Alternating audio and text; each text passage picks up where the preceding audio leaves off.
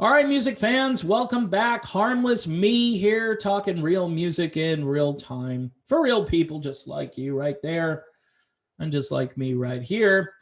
Greta Van Fleet, are they just a ripoff of Led Zeppelin?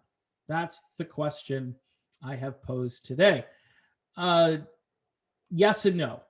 Yes and no. The best way to do this is to answer it both ways and then to go hide because um, people on both sides of this probably aren't going to like everything I'm going to say, but it's an opinion show to some degree. So you have to just deal with it. If you don't like it, you can obviously check out, the people who just like everything that everybody does and says.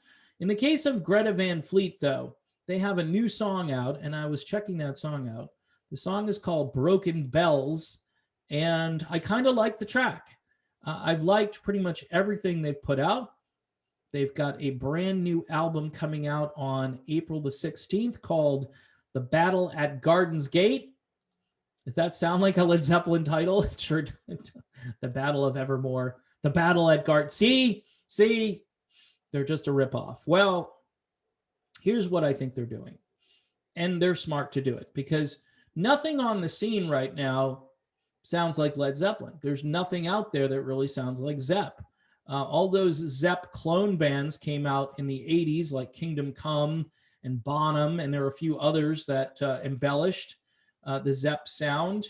Billy Squier was even accused of being a bit Zepp-like in his early days, but I think he's way more than that and certainly has a different sound, but a lot of big guitar riffs and big hooks and things, a lot of blues infused stuff or bluesy-ish stuff.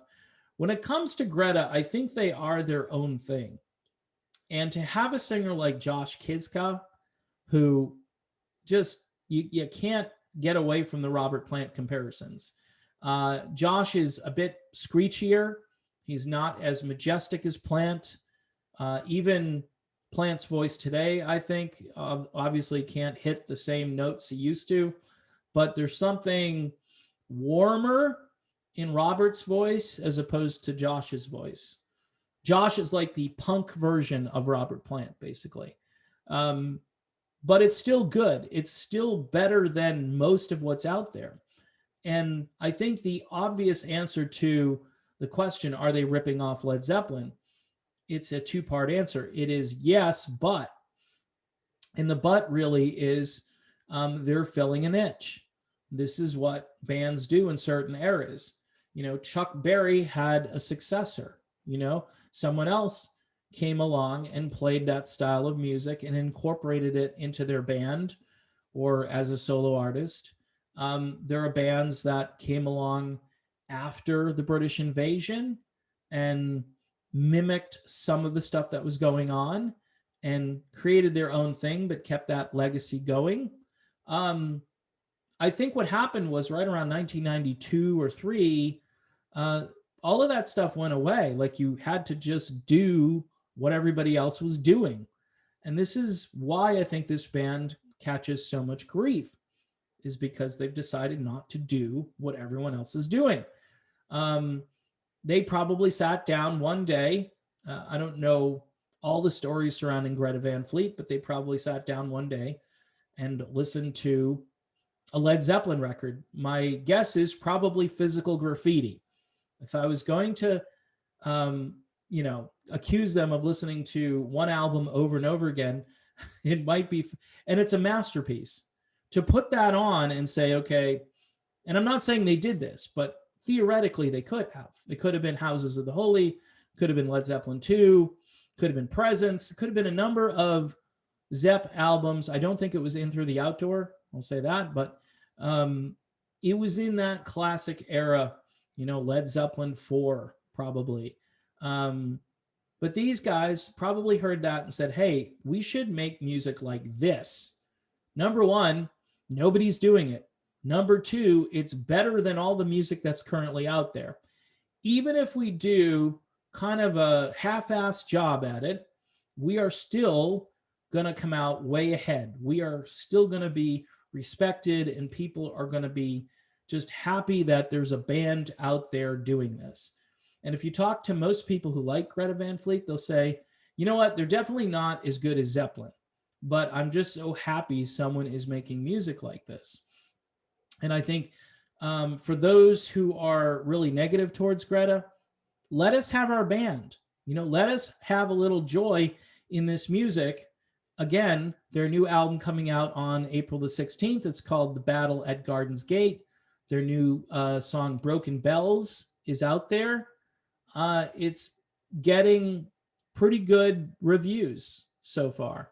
The sad thing is, though, people will come along later and the album will sell a couple of million, and then they'll be like, well, we need to tear this band down. They're not going with the flow. They're different, and they're just hanging on to Led Zeppelin's legacy. And, we all need to be modern. We need to be updated. We need to be, on a new page and so forth. And those of us, say, over 50 can sit here and go, this is really good music, especially compared to the crap that's out there. So my two-part answer is yes, they are ripping off Led Zeppelin. But even with that said, they are still an original band. They still create original material. It's not like they're doing Led Zeppelin covers. They're putting different note combinations and different lyrics together to create their own mystique. And they're shrouded in that magical mystery tour that Led Zeppelin was involved in. And when I say that, I mean, there's always like a lot of mystical writing and themes that were going on in Led Zeppelin records, or on Led Zeppelin records. And it's good that they have decided to break the mold a little bit and be their own thing. Now, they're being their own thing, but they're borrowing heavily from a band that most people will agree is one of the greatest rock bands of all time. And how many bands, by the way, copy the Rolling Stones?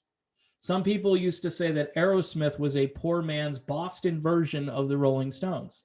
Aerosmith had a pretty successful career, right? And there are many other bands. I mean, the Black Crowes, they integrated a lot of things that reminded me of the Faces. Small Faces, Humble Pie. There are a lot of bands, again, and don't forget about Dirty Honey, another new band that borrows from all of that stuff and deserves to get some recognition, and definitely is taking some of those elements and making their own thing out of it. In the case of Greta, it's a little stronger than that. I will say this, it's a little more obvious, but so what? That's my final answer. So what? Doesn't really matter. Enjoy the music. If you find joy in listening to that music, and it speaks to you, or at least you can kind of relate to it because it doesn't sound like crap, that's all that matters. So that's my long, short answer, my short, long answer.